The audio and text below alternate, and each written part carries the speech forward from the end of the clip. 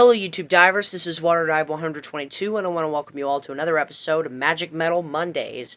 So today we're going to be ranking the 9 studio albums from Dutch symphonic metal legends, Epica.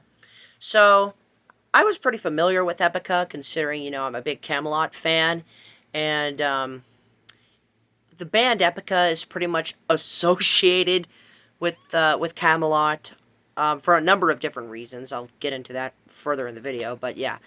Epica was always a band that I wanted to explore here in the symphonic metal scene, especially considering how much bands like Nightwish and Within Temptation impressed me.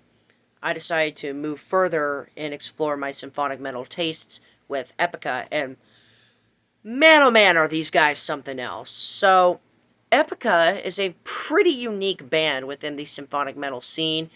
They adapt a lot of different genres within their sound. They combine elements of death metal, black metal, thrash metal, prog metal, power metal, and of course symphonic metal. Um, the death metal and black metal contributions mainly come from their riffs, from their riffages, and their growling performance from one Mark Janssen, one of their 2 guitar players, and one of the founding members and one of the main songwriters for the band. Dude is absolutely menacing. Like, his growls just give this band a whole new element of uniqueness within their sound. But make no mistake here, the star of this band is their front woman, Simone Simons. Oh my gosh. I absolutely love Simone Simons. She is a freaking goddess. Like, what more do you want me to say? She is incredibly beautiful. Her voice is just out of this world. I am almost tempting to say that she might be my favorite symphonic metal vocalist. It's very close between her and Tarja Turunen of this band right here. Yeah, it's very, very close. But yeah, Simone, definitely up there. She just has the voice of an angel. But enough of me glazing on Simone Simons. We got 9 albums to talk about, so let's not waste any more time. Let's get into it. So, coming in at number 9, we have the 2012 album, Requiem for the Indifferent. So, I will say right off the bat, Epica has no bad albums. If you think any of these albums are bad, then I don't know what the heck is wrong with you. I'm just joking. But needless to say, Requiem for the Indifferent definitely has to be the album that I enjoyed the least listening to. Mainly because it followed up the absolute behemoth of an album that was Design Your Universe. More on that in a bit. Yeah, but with Requiem for the Indifferent, I just found this album very disjointed and very jarring at times. Like, there will be a handful of songs that I enjoy, and then a handful of songs that I don't really enjoy. But with that said, there are some pretty cool tracks on here. You have Storm the Sorrow, Monopoly on Truth, Delirium, Guilty Demeanor, Avalanche, and then 2 pretty cool epic songs. You have the title track, Requiem for the Indifferent, and then you have Serenade of Self-Destruction, which is the longest song on the album, and is my favorite song on the album. And in my opinion, one of the most underrated epics of theirs. One thing that Epica has always been able to do consistently well is write these amazing long epic songs. And you know me, I love my epic songs. So yeah, I was immediately hooked onto this band once I found that out. But anywho, yeah, Serenade of Self-Destruction, very good song, very good vocal performance from Simone. Great orchestration moments as well. Like, the composition here is really strong. But then you have other tracks that just kind of bleed into one another, and they aren't as memorable to me. And as a result, it makes this album feel like a very disjointed and very, inconsistent listening experience when it comes to quality. But I'd still give it an 8 out of 10. I think this is a pretty good album, but definitely the weakest that Epica has to offer. So, yeah. With that said, Requiem for the Indifferent comes in here at number 9. Number 8, we have the 2005 album, Consigned to Oblivion. This is their sophomore studio album, and apparently I think this is a fan favorite of Epica's. I think A lot of Epica fans would have this album a lot higher, and for good reason. There are a lot of great songs on here. Blank Infinity, Solitary Ground, Dance of Fate, Mother of Light, The Last Crusade, and title track Consigned to Oblivion. All of those songs are great.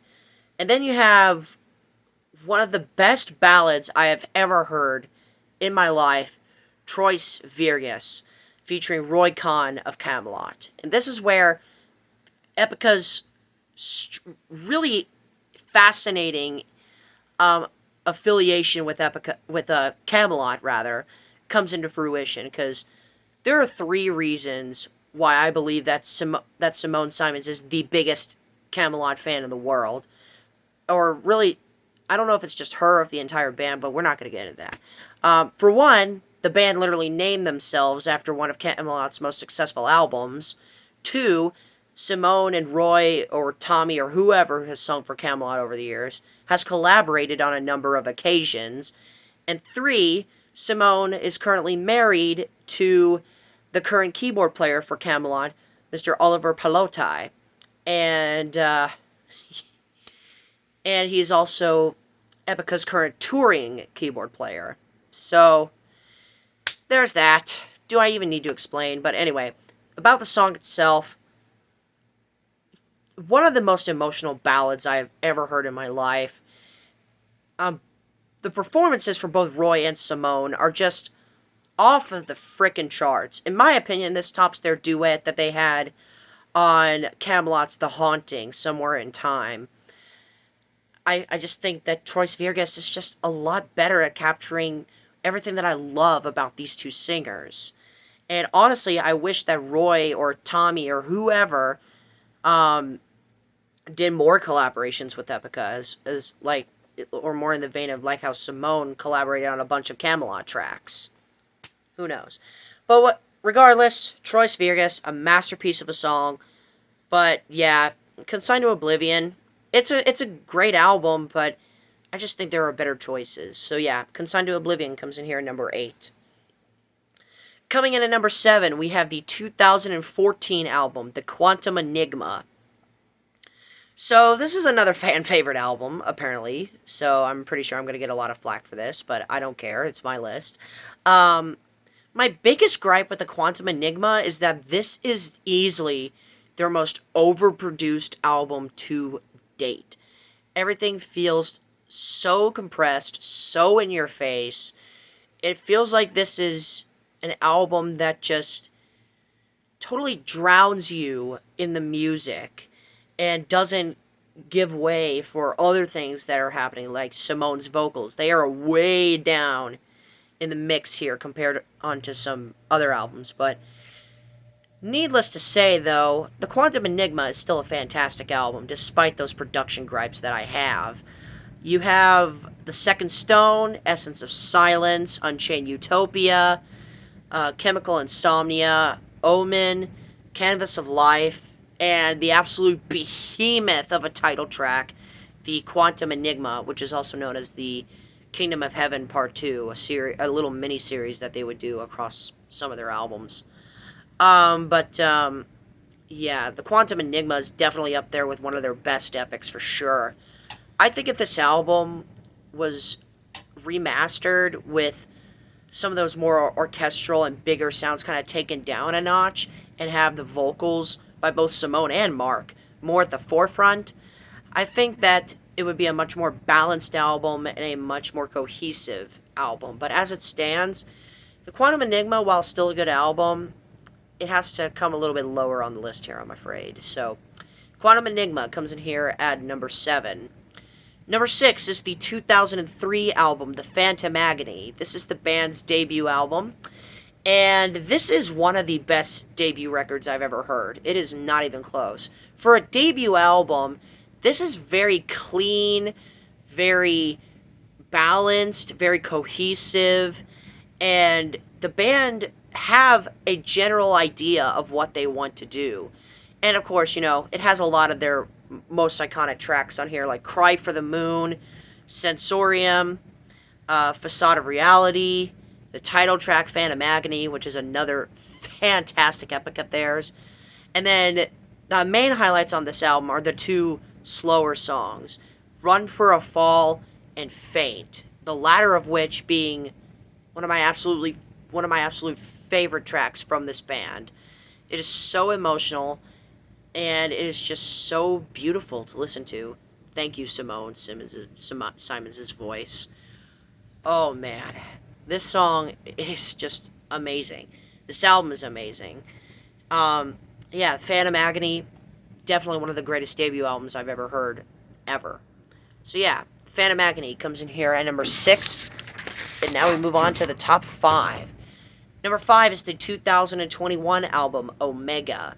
So this album is pretty interesting. This is still a little bit overproduced. Then again, this is kind of a theme that you would get from most nuclear blast power metal, symphonic metal albums. Yeah, but with Omega, it has a lot of cool Middle Eastern-esque sounding songs. You have Freedom, you have Seal of Solomon, the Skeleton Key, which has to have one of the best growling performances from Mark Jansen. It is just out of this world. Abyss of Time, Rivers, one of their best ballads. It is just ridiculous. Synergize, Twilight Reverie, the title track Omega, which is a wonderful closer off of here. And then my favorite song on the album has to go to the 13.5 behemoth Kingdom of Heaven Part 3, the Anti-Delirium Universe. I believe that's how you say it. I don't remember. But anywho, Kingdom of Heaven Part 3. What a song. This is probably my favorite song from the Kingdom of Heaven trilogy. I don't know. It's close, and I'll explain why in a minute. But yeah, regardless, I think Kingdom of Heaven Part 3 is probably their most epic song. It's literally right there on the line. It's up there for sure. But yeah, Omega, despite those production gripes I have, I still very much enjoyed this album. So yeah, Omega comes in here at number 5. Number 4 is the 2016 album, The Holographic Principle. Honestly, you can copy and paste pretty much everything I said about Omega and apply it here, and it will be just fine. This album holds a lot of the same gripes that I had with Omega, and even with the Quantum Enigma to some extent. But out of those 3 albums, I think that the Holographic Principle is the best produced album. It still feels a little bit overproduced in some places, but nowhere near as much as on the Quantum Enigma. But with the Holographic Principle, there are a lot of absolutely heavy tracks on here. This is probably the band's heaviest album to date, front to back, anywho. You have Universal Death Squad, Divide and Conquer, The Cosmic Algorithm, Beyond the Matrix, A Phantasmic Parade, Dancing in a Hurricane, the 11.5-minute beast of a title track, The Holographic Principle, the beautiful ballad that is Once Upon a Nightmare, and then my favorite song on the album has to go to the opening track, if you don't include the opening intro, interlude, whatever, Edge of the Blade. One of the band's heaviest songs to date. It is ridiculous, but yeah, Edge of the Blade, definitely one of my favorite songs from Epica, and in my opinion, the best track on this album. So yeah, with that said, the Holographic Principle comes in here at number 4. Number 3, we have their most recent album, 2025's A Spiral. So this is probably, admittedly, I think I might have ranked this album a little bit too high, but I mean, considering that this album is literally almost 3 months old, but oh boy. Oh man. As a new Epica fan, this definitely hits hard. All of the songs on here are just written and performed and produced so freaking well. Like, it is not even funny. You have so many amazing tracks on here. Cross the Divide, Arcana, Time, Fight to Survive, Obsidian Heart, which is the band's heaviest song to date. This literally sounds like a gent track, if I'm being totally honest. Metanoia, I hope I'm pronouncing that right. The Grand Saga of Existence, Apparition, Darkness Dies in Light, and then the absolutely devastating ballad with the title track, A Spiral. Probably Simone Simons' best vocal performance since Design Your Universe, if I'm being totally honest. Like, this song is so emotional that I legitimately nearly cried.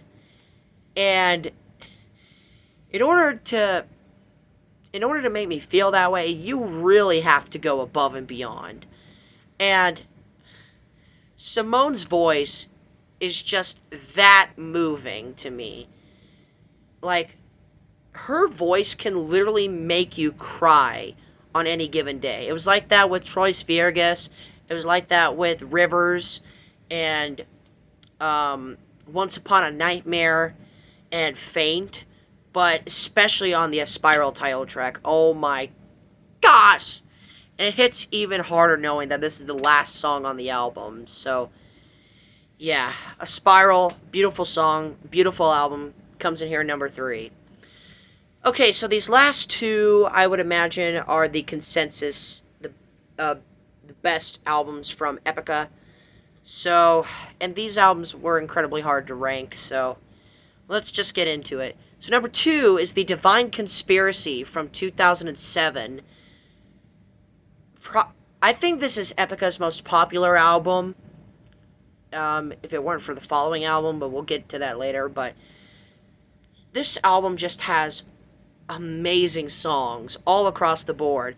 The Obsessive Devotion, Living a Lie, Never Enough, Fools of Damnation, Sancta Terra, and the absolutely stunning title track, The Divine Conspiracy. It is beautiful, it is catchy, it is epic, it is just Epica at their best. And definitely one of their best songs. Like, it is not even up for debate. This is one of their best sounding albums, this is one of their best written albums, this is just one of the best symphonic metal albums ever made. But it's only at number 2. What could possibly be better than The Divine Conspiracy? Well, let's find out, shall we, my friends? So with that said, The Divine Conspiracy comes in here at number 2. And so now we have finally reached it. Number 1. Process of Elimination. If you're an Epica fan, then you know what album is left. And that is the 2009 album, Design Your Universe. What a freaking masterpiece of a symphonic metal album. Every single song on this record is epic from start to finish. Never mind that it's so long. Never mind that, maybe a few songs here and there drag out. Never mind the inconsistent production in some areas. This album is a masterpiece. This is, without question, my favorite Epica album. This was the one album out of all of theirs that always had my attention. Like, whenever I felt like I wanted to tap out for at least like a second, there would be another riff, another vocal hook, another melody, another violin solo, or whatever that would immediately suck me back into the album. I would name off all my favorite tracks, but yeah, I'm just gonna track by track this thing. Why not? You have Samadhi Prelude, Resigned to Surrender, Unleashed, Martyr of the Free Word, Our Destiny, another gorgeous ballad, Kingdom of Heaven Part 1, just a freaking epic song. And it's between this one and Part 3 on Omega that's tied for my favorite songs out of the Kingdom of the Heaven trilogy. The Price of Freedom interlude, Burn to a Cinder, Tides of Time, another absolutely stunning ballad. You have Deconstruct, Semblance of Liberty, White Waters, featuring Tony Kakko of Sonata Arctica, another amazing collaboration. I wish Tony and Simone collaborated more, but yeah, another one of their best ballads. And then, the song to end all Epica songs, the 9.5-minute epic title track, Design Your Universe. My favorite Epica song of all time, and definitely the most epic song that they've ever made. It is undeniable. Like, especially in that chorus after those growls, goosebumps every freaking time. This has Simone Simons' best vocal performance across an entire album. Mark Janssen's growls and shrieks are absolutely bloodthirsty across this thing. The production, while it does, have some of those gripes here and there, best sounding record they've ever made, not even close. Everyone is at their top, everyone is in their A game, everyone is just amazing on here. Design Your Universe, one of the greatest symphonic metal albums ever made. If you have not listened to this album, get on it. It is long, but not a single second is wasted. Design Your Universe has to be my favorite Epica album. So with that said, that concludes this edition of Magic Metal Mondays. Thank you so much for watching, my fellow YouTube divers. This is WaterDive122 signing out, ready to dive into more fun on YouTube. Thanks for watching.